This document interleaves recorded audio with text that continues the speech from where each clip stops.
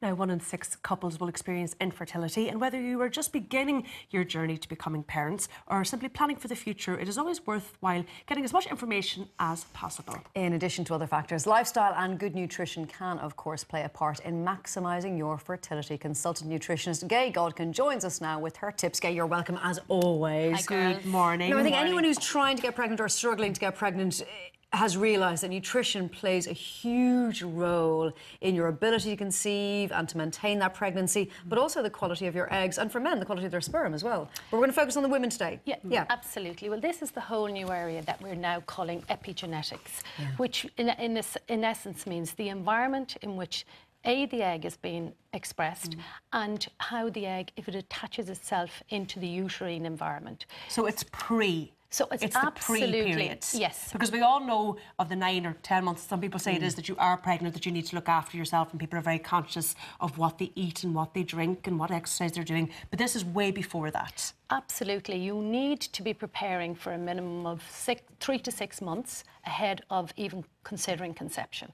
So it's like cleaning up your diet, reducing your alcohol. Obviously, if you're a smoker, that's a no-go. A no-no, yeah. Yeah, absolutely.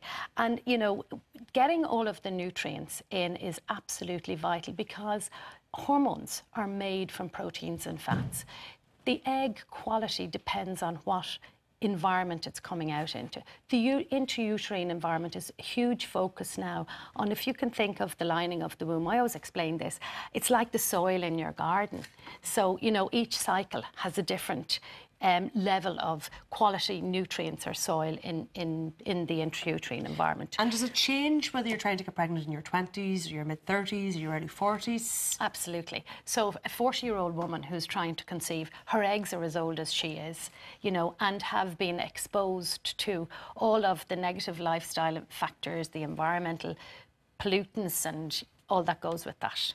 So can you improve egg health? Because we're born with our eggs. So is the way they're given to you the way they are, or can you actually increase an egg's potential to become a baby? Yes, absolutely. So how do you do that using diet? So using diet, so again, the ovum has been, it's what it's been expressed out into. So that's the whole area of the environment shaping the outcome of that egg.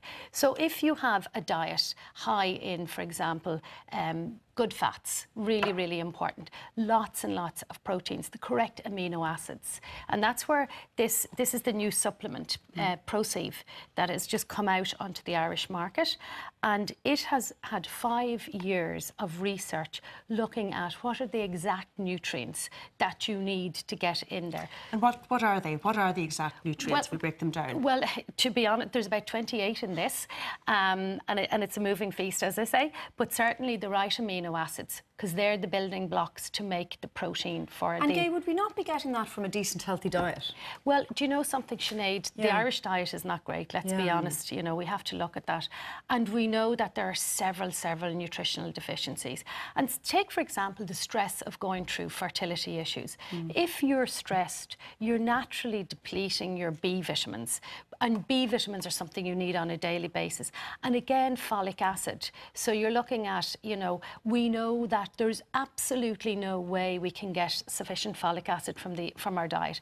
There was research done in Coleraine recently looking at this, and it is a supplement. Irish people have an issue, a genetic issue, whereby we're missing a little snip on one of our genes, and we all tend to have, about 38% of us are deficient in folic acid. So going into a pregnancy, you know, or a conception without sufficient folic. But it's not only about folic acid, it's about everything else in there. If you don't have a broad diet, you could be missing so many nutrients. Because we know in Ireland so many pregnancies are unplanned. So we should be kind of taking our tablets, even if we're not trying to get pregnant. If you're just in a relationship. Well, I mean, there's so many unplanned, and then 1 in 5 people are having conception issues. You know, so it's definitely something. This is an area that's growing. We're not getting any better at it. Our rates of infertility are getting worse. And there's a huge amount of environmental factors and, you know, age-related. And again, but diet seems to be one of the So things. you mentioned the B vitamins, the folic acid, the amino acids. What else Yes. are we looking for? Well, we're looking for, you know, all of the nutrients. Vitamin D is also crucial. Which we're going to be deficient of in this Absolutely. country, given the weather. Yeah, and you know, there was a study done in 2011 in Holles Street looking at 64 women, and not one of those women had sufficient vitamin D to maintain the baby, never mind their own bones. Wow. What specifically is that for? Because I know you've mentioned calcium in here as well. So calcium and vitamin D, is it for bone development in a baby? Well, it's interesting with vitamin D, we're only beginning to understand the importance of it. It plays such a huge role, doesn't It's it? such a huge role. Yeah. Yes, it is important in bone health, but it's so crucially important in the immune system.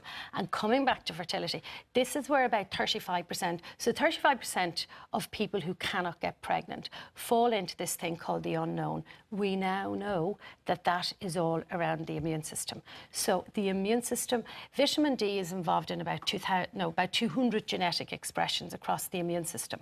So if you don't have sufficient vitamin D, certain autoimmune conditions can be turned on. And we can't make vitamin D. No, you can't. So you really do need to be taking that as a supplement. Every day Yeah. we should be Yeah. taking. So as a rule of thumb, when the clocks go forward, you stop it, and when the clocks go back, you take it. You mentioned fats there, and I know there was a study done looking at the amount of saturated fats that Irish women are consuming, and it is way in excess of what we should be consuming. So you need to be replacing those. And I see here some of the foods that you have: eggs, oily fish, nuts, replacing some of those with good fats. Well, these are the essential fats that the body cannot make. I'm not hugely hung up on the whole area of saturated fats, and I hate to think that people who would be... Eggs, for example, have saturated fats. It depends where you're getting your saturated fat from. The issue here is the trans fats. Yeah.